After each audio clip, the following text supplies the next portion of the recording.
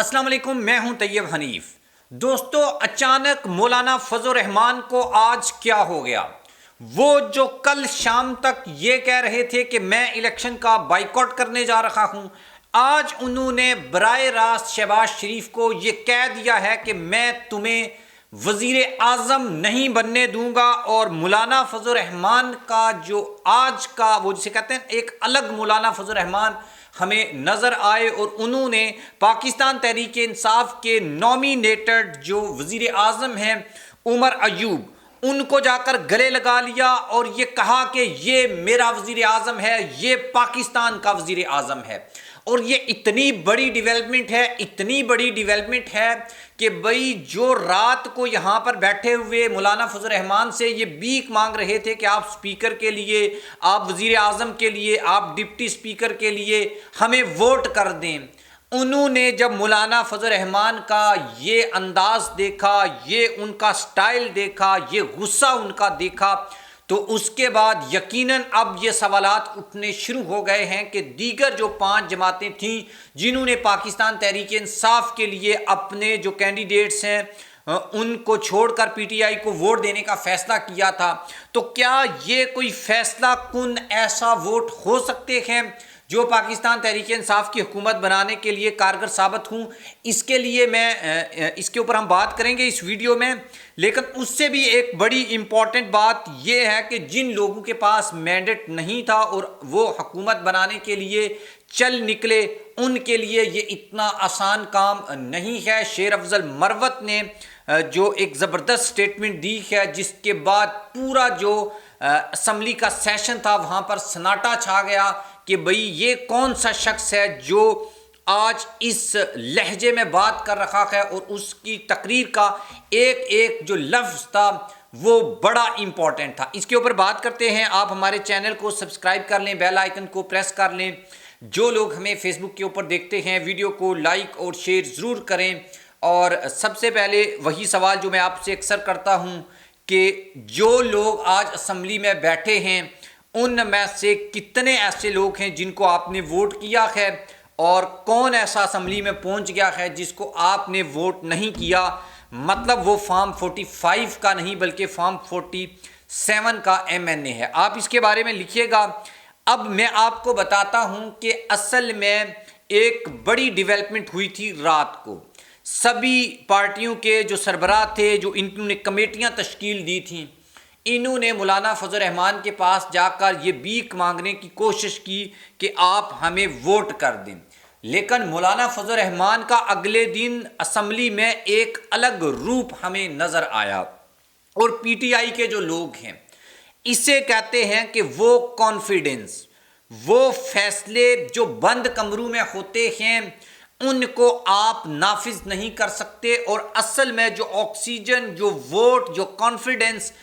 عوام کی طرف سے آپ کو ملتا ہے وہ پھر آپ کے اندر نظر بھی آتا ہے، پھر آپ فیصلے بھی کرتے ہیں، آپ بولتے بھی ہیں۔ لیکن اگر آپ چوری کے مینڈیٹ سے آئے ہوں اور جب آپ خود ہی اسمبلی میں سرگوشیاں کر رہے ہوں اور ایک دوسرے سے یہ بات پوچھ رہے ہوں کہ یار آپ 45 والے یا 47 والے ہو، آپ 8 فروری والے ہو یا 9 فروری والے، تو پھر اسی طریقے کا کانفیڈنس آپ کا ہوتا ہے جو آج پی ڈی ایم 2.0 کے لوگوں کا ہمیں اسمبلی میں نظر آیا۔ اور دوسری طرف شیر افضل مروت آج اسمبلی میں گن گرج رہا تھا، اور اس کی وجہ یہ تھی کہ اس کو عوام نے الیکٹ کیا ہے، اس کو کسی نے سلیکٹ نہیں کیا، وہ منتخب ہے، وہ چنتخب نہیں ہے،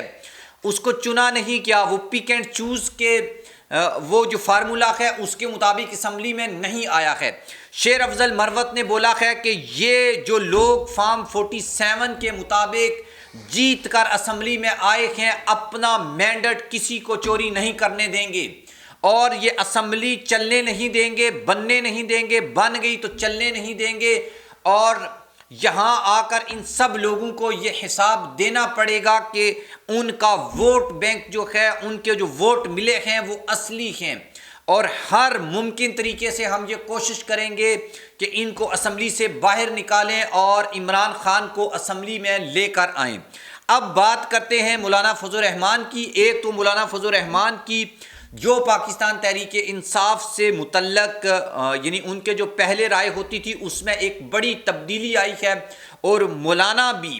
ایک ویڈیو میں نہیں 4 ویڈیوز میں آپ کو یہ بات بتا چکا ہوں۔ پہلے ہم یہ کہتے تھے کہ وہ پولیٹیشنز، وہ رہنما جو پی ٹی آئی کو چھوڑ کر جائے گا اس کی سیاست ختم ہو جائے گی، جو عمران خان کے مخالف کھڑا ہوگا اس کی سیاست ختم ہو جائے گی۔ لیکن آج ہم یہ دیکھتے ہیں کہ وہ سیاسی جماعتیں جو عمران خان کے خلاف کھڑی ہوئی ہیں، ان سیاسی جماعتوں کا پولیٹیکل کیریئر ہی ختم ہو گیا ہے، اور اب تو بڑے بڑے پولیٹیکل اینالسٹ یہ بات کہنے پر مجبور ہیں کہ یہ نون لیگ کا آخری الیکشن تھا، اب کے بعد مسلم لیگ نون کا وہ حشر ہوگا جو کاف لیگ کا ہوا تھا۔ تو یہ ایک بہت بڑی حقیقت ہے، اور مولانا فضل الرحمان جنہوں نے کل یہ کہا تھا کہ وہ الیکشن میں حصہ نہیں لیں گے، وہ اپوزیشن میں بیٹھیں گے، وہ عمران خان کے لوگوں کے ساتھ بیٹھیں گے، اور جب ان سے یہ سوال کیا گیا کہ یہ اسمبلی چل پائے گی یا نہیں تو انہوں نے کہا کہ اگر یہی عالم رہا تو مجھے تو نہیں لگتا کہ یہ 1 ماہ بھی چل سکے۔ آگے انہوں نے ایک اور بڑی خطرناک بات کی ہے، وہ یہ کہتے ہیں کہ یہ جو اسمبلی ہے اس میں جو حلف اٹھانے والے ہیں یہ تو مبارکباد کے بھی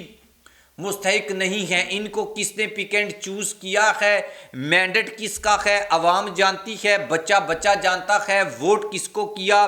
یہ لوگوں کو پتہ ہوتا ہے، اور الیکشن ڈے کوئی پتہ چل جاتا ہے کہ کون جیتا ہے۔ اور یہاں پر یہ جو چہرے نظر آ رہے ہیں ان میں سے بہت کم ہی جیتے ہیں،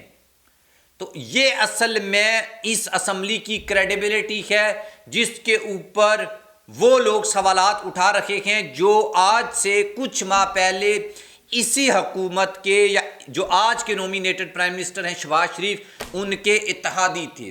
اور انہوں نے اب عمر ایوب جو پاکستان تحریک انصاف کے نومینیٹڈ پرائم منسٹر ہیں ان کے ساتھ مل کر چلنے کا فیصلہ کیا ہے، اور انہوں نے یہ کہا کہ بڑے واضح طور پر مولانا نے کہا کہ اب وہ پی ٹی آئی کے ساتھ چلیں گے، اور کسی قسم کا کوئی اتحاد وہ اب مسلم لیگ نون کے ساتھ، پیپلز پارٹی کے ساتھ نہیں رکھیں گے۔ اچھا، مولانا کی کچھ اپنی ریزرویشنز بھی ہیں، وہ بلوچستان میں حکومت بنانا چاہتے تھے، چونکہ اب انہوں نے خود بدر بانٹ کر لی ہے، یہ تو ایم کیو ایم کو بھی اس سسٹم سے نکال کے خود پورے سسٹم کے اوپر پیپلز پارٹی اور مسلم لیگ نون قابض ہونا چاہتے تھے، لیکن مسلم لیگ نون کا یہ حال ہے کہ ایون بلاول بھی شروع میں ان کے ساتھ نہیں ملنا چاہتے تھے۔ تو یہ سچویشن ہے اس وقت اوور ہال، اور king maker basically Adiala jail میں بیٹھا ہوا ہے، وہ جو بھی آرڈر کرے گا اور وہ چاہے گا تو یہ اسمبلی چلے گی، وہ چاہے گا تو یہ سب کچھ ہوگا۔ اور دوسری بات یہ کہ جو پی ٹی آئی کے ساتھ سیاسی جماعتیں ہیں، آپ میں سے بھی اکثر لوگ یہ بات سوچ رہے ہوں گے، ان میں سے تو اکثر کے پاس سیٹیں بہت کم ہیں، اور دوسرا مسئلہ پاکستان تحریک انصاف کی مخصوص نشستوں کا بنا ہوا ہے۔ اس کے اوپر میں پورا ایک ویڈیو بناؤں گا اور اس میں آپ کو یہ بتاؤں گا کہ یہ جو مخصوص نشستوں والا ایشو ہے اس کو بیچ میں کیوں لٹکایا جا رہا ہے، اور یہ شہباز شریف کی حکومت جو بننے والی حکومت ہے اس کے اوپر ایک بڑا جو ہے وہ جسے کہتے ہیں تلوار لٹکائی جائے گی، اور جب بھی چاہا جائے گا تو اس حکومت کو ختم کیا جا سکے گا۔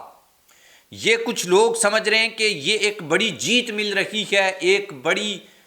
یعنی فتح ہے اگر یہ سیٹیں مسلم لیگ نون کو مل جائیں، اور ان کے لیڈرز بھی ایسی سپیچز دے رہے ہیں اسمبلی میں بیٹھ کر کہ بھئی یہ ہمیں ملنی چاہیے، یہ ہمارا حق ہے۔ تو یا تو آپ جا کر معافی مانگ لیں سیدھی عمران خان سے، آپ انہی کے بندوں کو جو خان کے نام کے اوپر ووٹ لے کر آئے ہیں ان کو اپنی جماعتوں میں شامل کر کے اپنی ایک تو میجورٹی شو کرنے کی کوشش کر رہے ہیں، ناکام کوشش بلکہ کر رہے ہیں، کیونکہ جو آپ کے حالات اسمبلی میں ہم نے دیکھے ہیں وہ بڑے کلیئر ہیں کہ آپ کے پاس کتنا مینڈیٹ ہے، آپ کو عوام کی کتنی سپورٹ حاصل ہے، اور باقی تو ہمارے جو ویورز ہیں وہ کمنٹ باکس میں آپ کو بتا دیں گے کہ آپ کی کتنی میجورٹی ہے، آپ کو کس کس نے ووٹ کیا ہے۔ میں نے جتنے بھی پول کیے ہیں الیکشن کے بعد بھی جو کیے ہیں اس میں 98% لوگ یہ کہتے ہیں کہ ہم نے پی ٹی آئی کو ووٹ دیا تھا، اور بالکل یہ الیکشن ہونے سے پہلے بھی یہ 98% لوگ ہی کہتے تھے کہ ہم نے عمران خان کو ووٹ کیا ہے۔ آپ کے پاس تو 2% مینڈیٹ ہے، اگر ہماری ویڈیوز کو دیکھ لیا جائے، چلو ویسے آپ کہہ لیں کہ آپ کا 20% ہے، 30% ہے، لیکن پی ٹی آئی کی جو اصل سیٹیں ہیں، جو پی ٹی آئی کلیم کرتی ہے، وہ 227 سیٹیں ہیں، اور یہ پی ٹی آئی کو ملنی چاہیے۔ اگر یہ نہیں ملیں گی تو پھر یہ حکومت بھی نہیں چل پائے گی۔ آپ بھی اس کے بارے میں لکھیے گا۔ اللہ حافظ۔